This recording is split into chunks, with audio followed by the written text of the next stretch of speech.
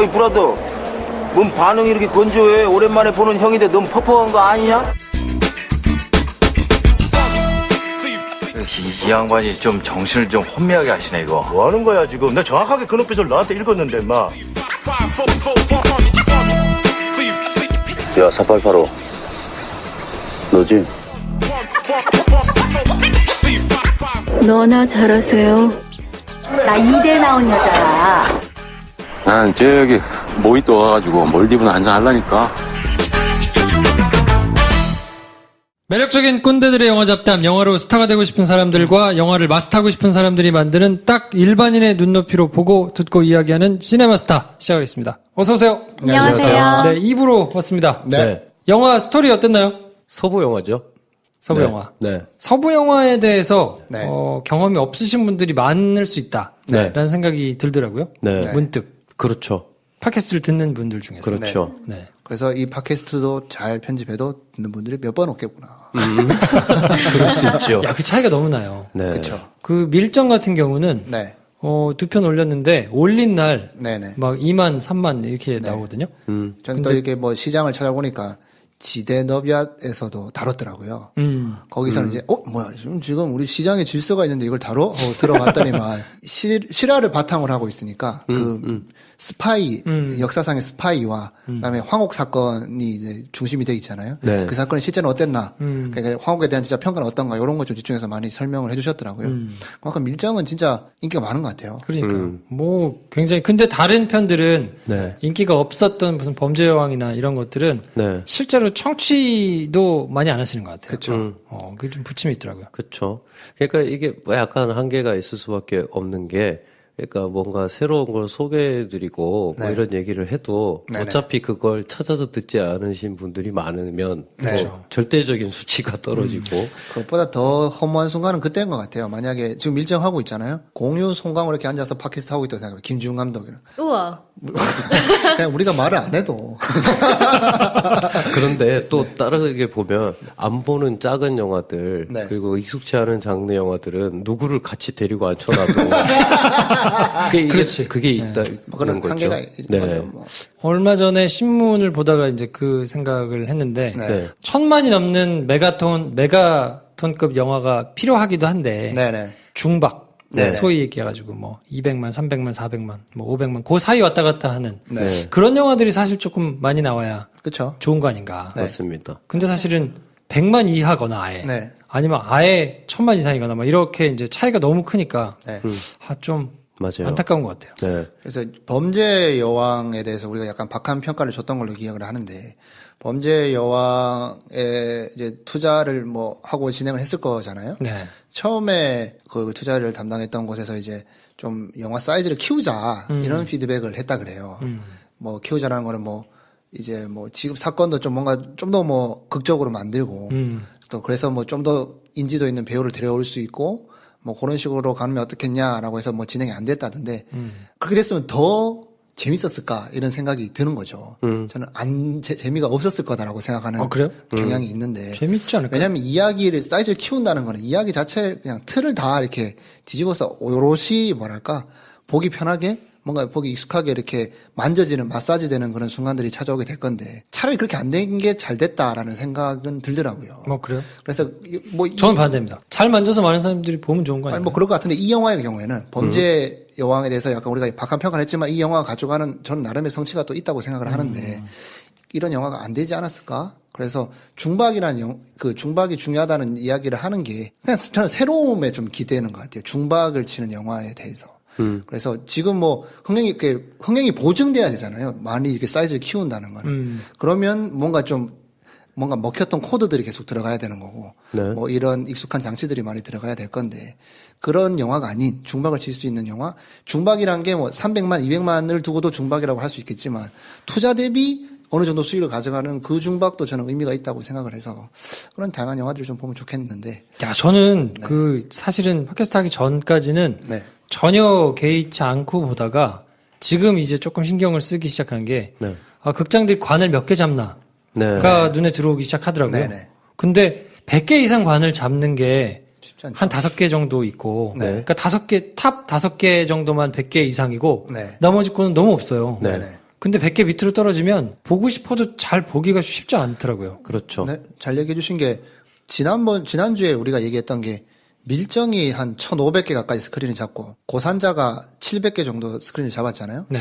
그러면 사실 뭐 그렇게 스크린 숫자가 이게 한 번 틀면 스크린 1로 잡히니까 그 스크린에서 뭐 두 편이 되면 스크린이 물리적으로는 한 개지만 두 개가 돼버리는 네. 하여튼 그런 수치상의 오류가 이렇게 발생하게 되는데 사실상 실존하는 스크린 수는 3,000으로 보면 되거든요. 3,000 정도로. 전체 3사랑 뭐 나머지 다른 극장들 다 합쳐서. 전부 다 해서 전국에 있는 네. 스크린이 네네. 3,000개. 네. 이게 정확한 건 아닙니다. 그냥 대략. 판단하기로는 한 3,000개 정도 보는데 밀정과 고산자가 두 개 합치면 2,200개, 300개를 가져가는 거잖아요. 그러네요. 네. 그렇게 되면 그 나머지 영화가 두 편이 그렇게 가져가게 되면 나머지 수많은 영화가 그 나머지를 가지고 이제 다 넘어가야 되는 되는구나.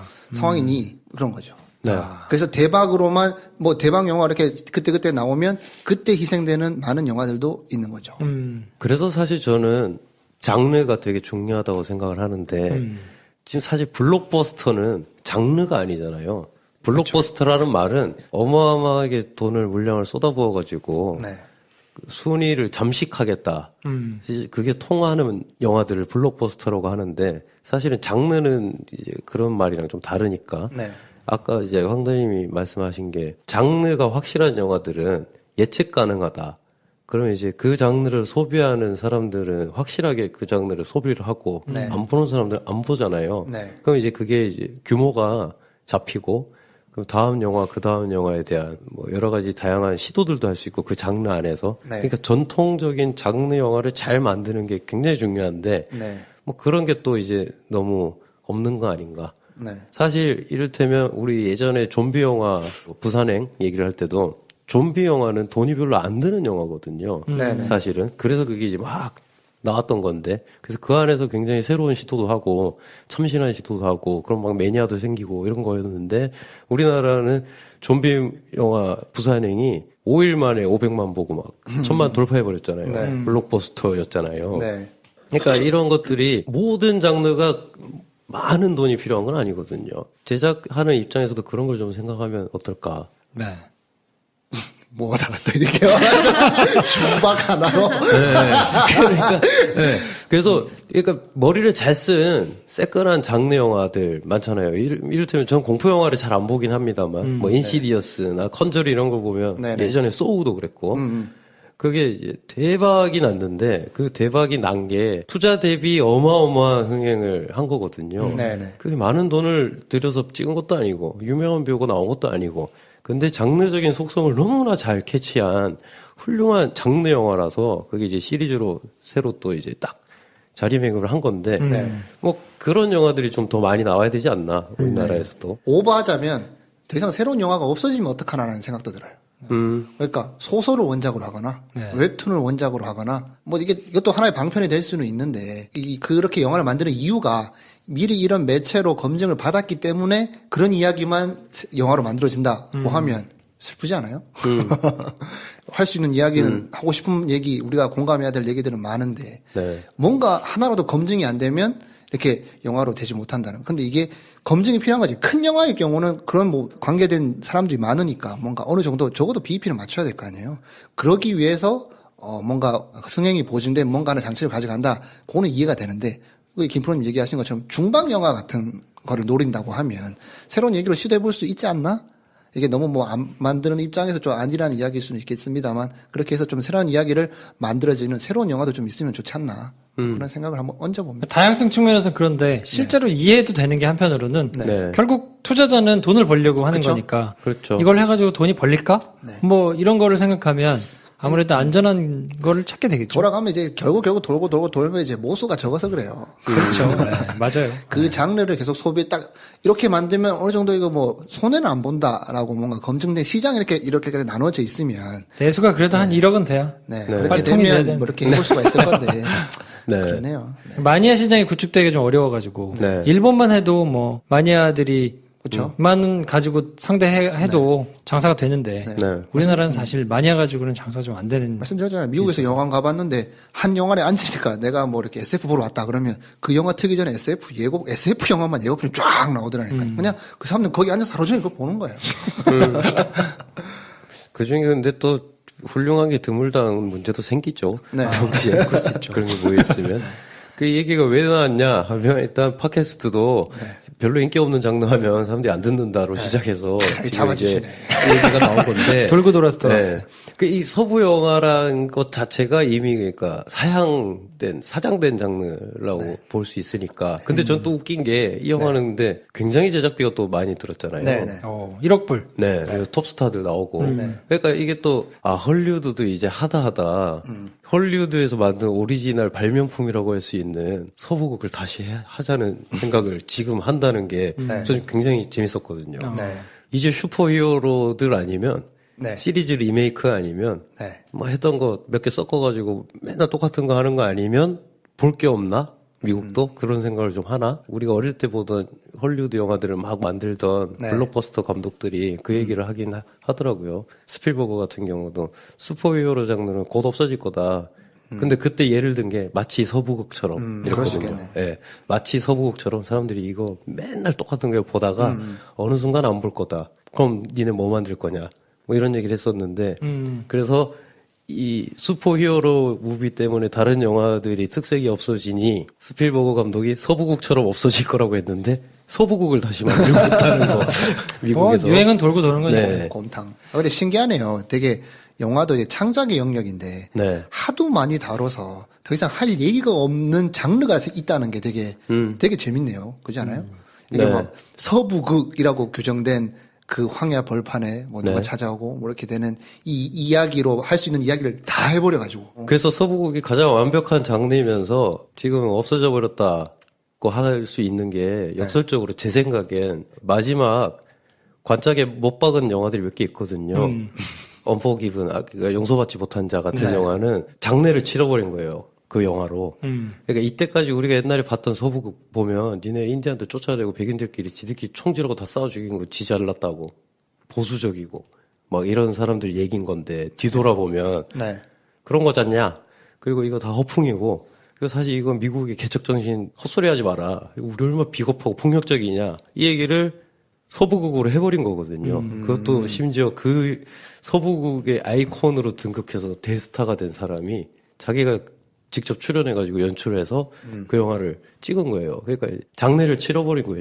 이 장르에 대한. 그 안에서 이제 고찰이 다 끝난 거예요. 이렇게도 해보고 그걸 비판도 해보고 저렇게도 해보고 하다 보니까 장르가 완전히 끝나버린 건데 이걸 근데 또 아무 생각 없는 블록버스터 영화로 1억 불을 들여서 다시 만들어냈다는 게 되게 이제 좀 흥미롭다. 그래서 제가 준비한 거 보면 이제 내용에 배관돔니 알아서 끝 이렇게 적어놨잖아요. 그렇게 적어놨어요? 네, 이렇게 하면 예, 완벽한 예측이 아닌가 이런 생각을 다시 한번 해보면서 계속하시죠. 네. 기억 잃은 총잡이 뭐 이런저런 총잡이 신체 팔이 없는 총잡이 장님 눈이 없는 장잡이 2명, 3명, 4명, 7명 소재로 할 수 있는 얘기는 아마 다 한 번씩 막 총도 쓰다가 이번에 또 칼도 쓰고 심지어 이 얘기는 아마 해야 될 것 같은데 돌고 돌아가지고 이제 백인이 아닌 다양한 인종이 나오는 총잡이까지 나왔잖아요. 그렇죠. 네, 거기 이 영화의 좀 새로운 면이 아닌가 싶기도 한데. 거의 10분 넘게 지금 팟캐스트를 청취하고 계신 우리 세아 씨는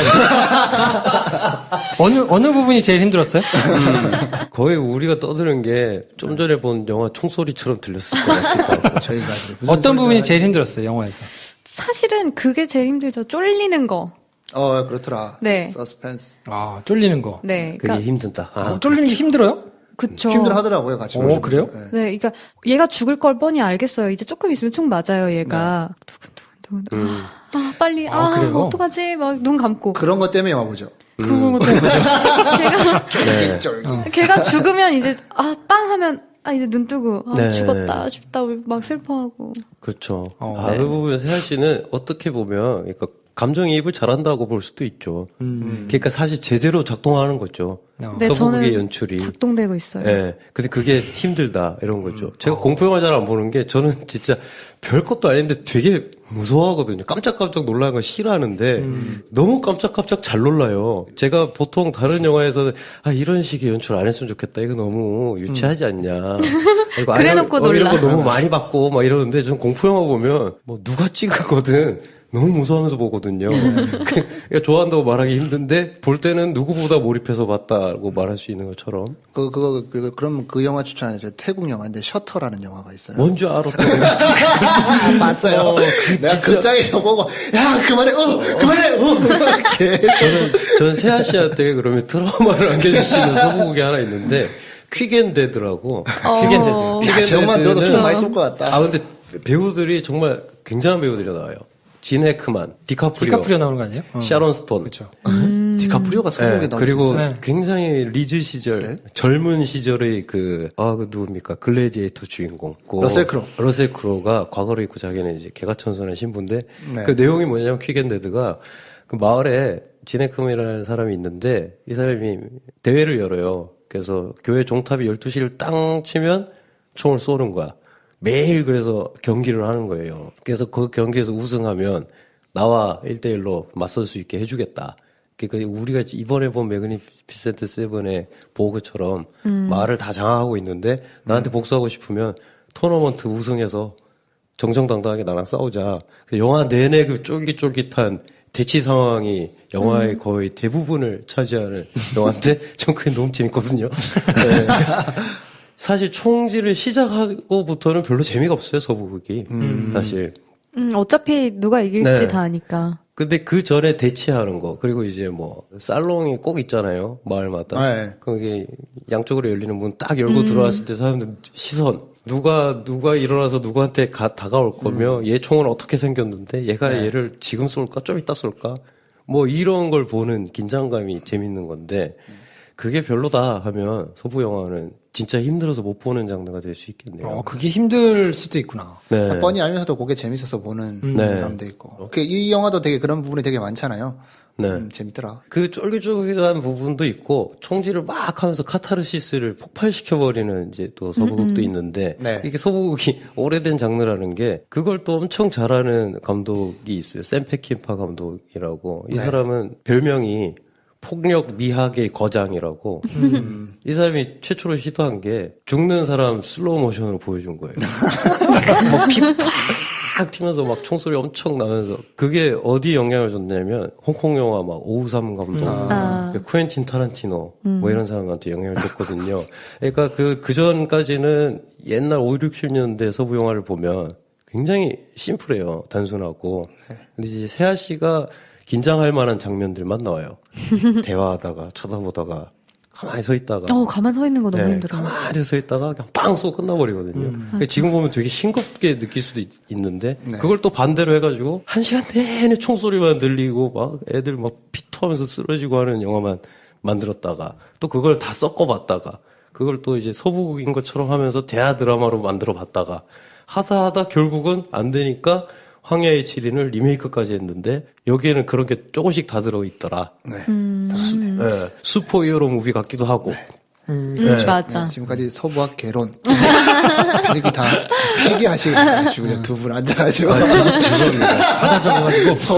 서부학 개론. 자, 그 이야기 자체는 사실 되게 익숙하잖아요. 네. 악당이 등장해서 마을을 쓸고 그래서 억울하게 죽은 사람들이 생기고 그중 미망인이 찾아가서 살려주세요. 네. 그러니까 이 사람이 한 명, 두 명 황야의 고수들을 모아서 마을을 찾아가서 지켜낸다는 결말이 너무 끝에 나올 결말이 예상이 되는데 그래도 그걸 보고 앉아있는. 그렇죠.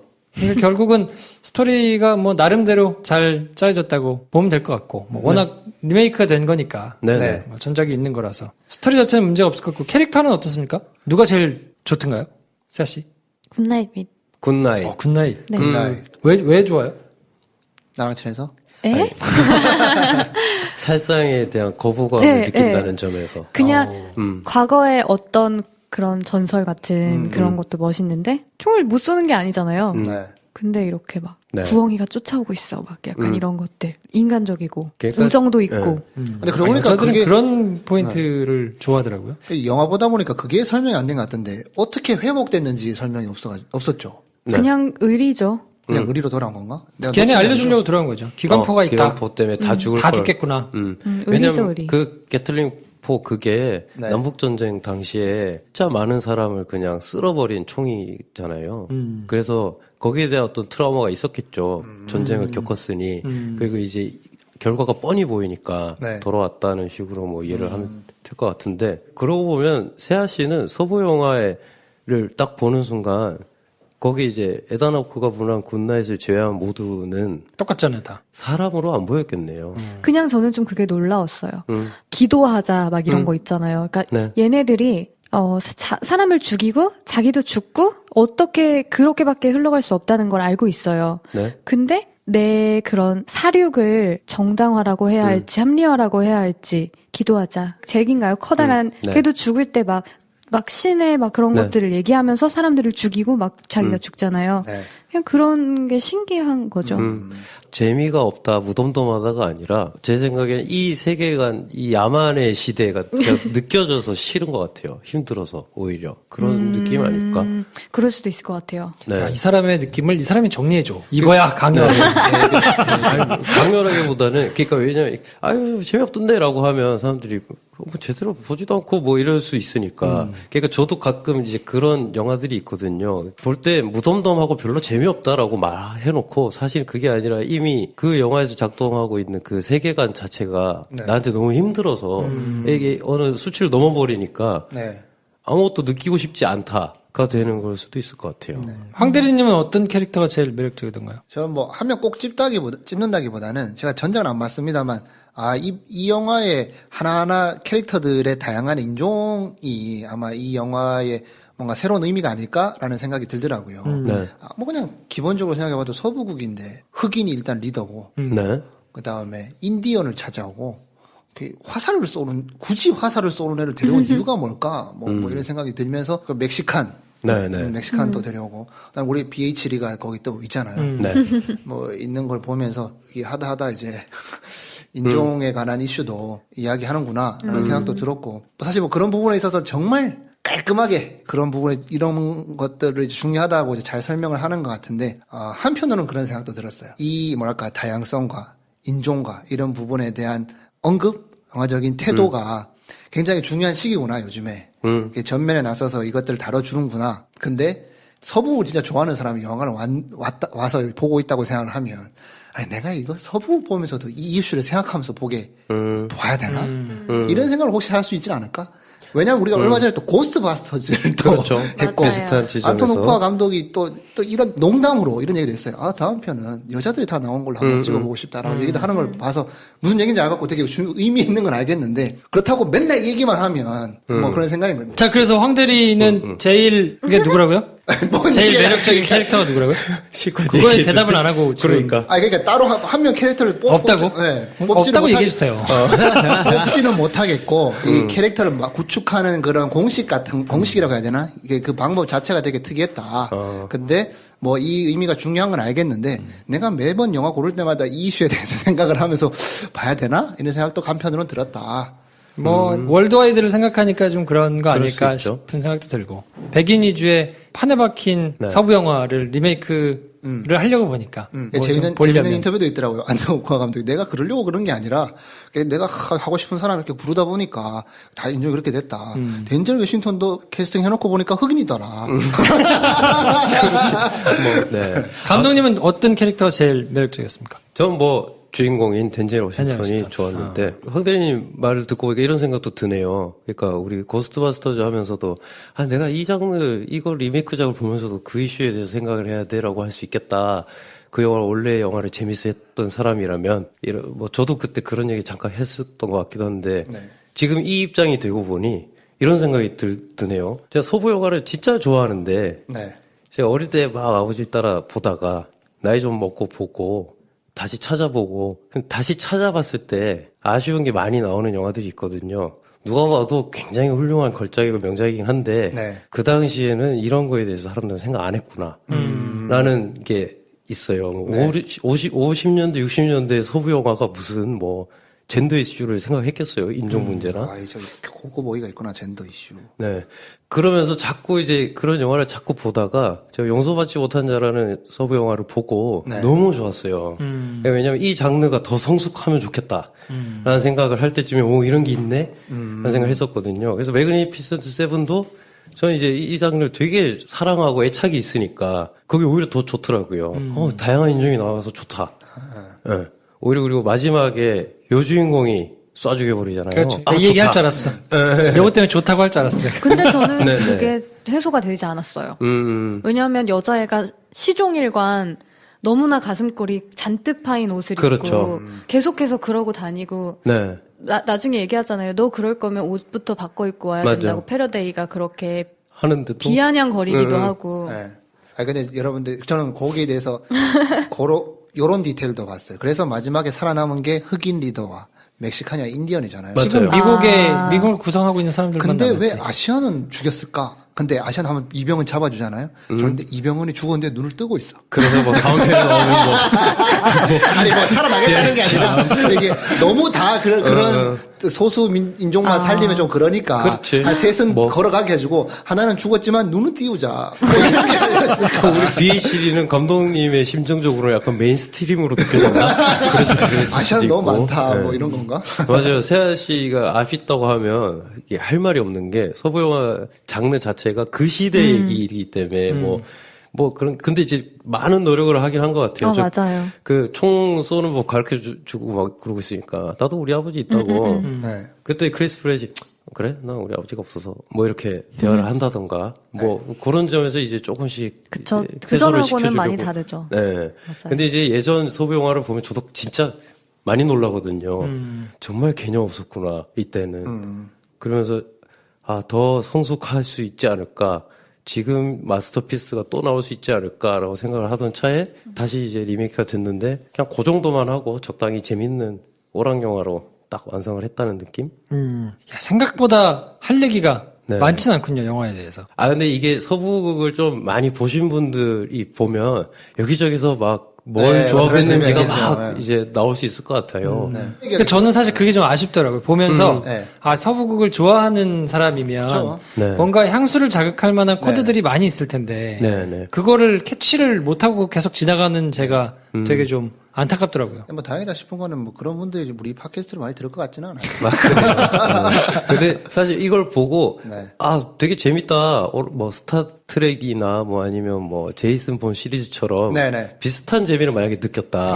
뭐 이런 장르도 있네 하면 서부극을 찾아보시면 추천 좀 해주세요. 되게 어떤 걸 봐야 많아요. 됩니까? 되게 친절한 서부국부터 전형적인 서부국 뭐 이런 거. 일단 용서받지 못한 자를 제일 마지막에 보시고 네. 난 보려고. 그러니까 아까 이제 용서받지 못한 자하고 퀵앤데드는 네. 얘기해 주셨으니까 퀵앤데드도 한두 개만 더 재밌고, 추천을 해주신다면. 황야의 머시기 시리즈는 다 유명한 감독님의 영화인데 네. 우리나라 사람들이 보면 재미를 느낄 영화 중 하나는 놈놈놈이 놈놈놈이라는 김지훈 감독의 영화가 원래 이제 황야의 무법자라는 제목으로 우리나라에 들어온 영화가 있어요. 그거의 원제목이 The Good, The Bad, The Ugly라고 좋은 놈, 나쁜 놈, 이상한 놈이거든요. 거기서 제목을 차용한 거예요. 김지훈 감독의 놈놈놈을. 구조도 비슷해요. 거의 비슷한데 이제 오마주, 영화 자체가 그냥 서부극에 대한 오마주였다고 저는 생각을 할 정도인데 네. 그 영화를 보시면 재밌을 그렇겠네. 것 같다. 그리고 클린트 이스트우드라는 노인 감독님의 리즈 시절 얼굴을 볼 수 있다. 그 시리즈를 보면. 서부극에 관심이 혹시 생기셨다면 그 영화들을 한번 찾아보시면 좋을 것 같고요. 난 용서받지 못한 자를 제일 먼저 보려고 그랬는데 그러면 안 되겠네. 먼저 봐도 되죠, 뭐. 그쵸. 뭐 상관없어요. 그리고 더 가자면 OK 목장의 결투라는 영화가 있는데 네. 그 영화는 OK 목장이라는 곳에서 실제로 결투가 일어났었어요. 서부시대 때. 그게 굉장히 큰 이슈였거든요. 그 미국 개척 시대에. 네. 그래서 그걸 자꾸 이제 변주해가지고 비슷한 사건들을 자꾸 이제 영화로 만드는 거예요. 목장주가 있고 누구한테 도와달라고 해서 외지에서 누가 와서 도와주고 하지만 뭐 주민들만 뭐 마을에서 뭐 손해를 보고 죽어나가고 뭐 이랬던 실제 이제 사건들이 모티브가 있으니까 네. 그런 거 막 찾아보시면 재밌지 않을까. 네. 아무튼 그렇습니다. 이 서부극에 대한 빠삭한 지식이 감독님만 있으니까. 그렇군요. 나머지 셋이 못 들어가네. 네. 사실 매그니피선트 7에서 저는 그 총격씬은 지루했거든요. 그래요? 별로 재미가 없어요. 그러니까 뭐 세아 씨가 싫어하지만 저는 되게 좋아하는 장면은 덴젤 워싱턴이 제일 처음에 현상금 이렇게 해가지고 처음에. 바텐더 짝 잡으러 왔을 때 네, 등장할 때. 그때 이제 자리에 앉아가지고 서로 만지작. 서로 쳐다보고 만지작 하다가 정광석화처럼 팡팡팡 하고 끝나잖아요. 네. 그게 이제 저는 되게 좋아하는 지점인데 서구국에서.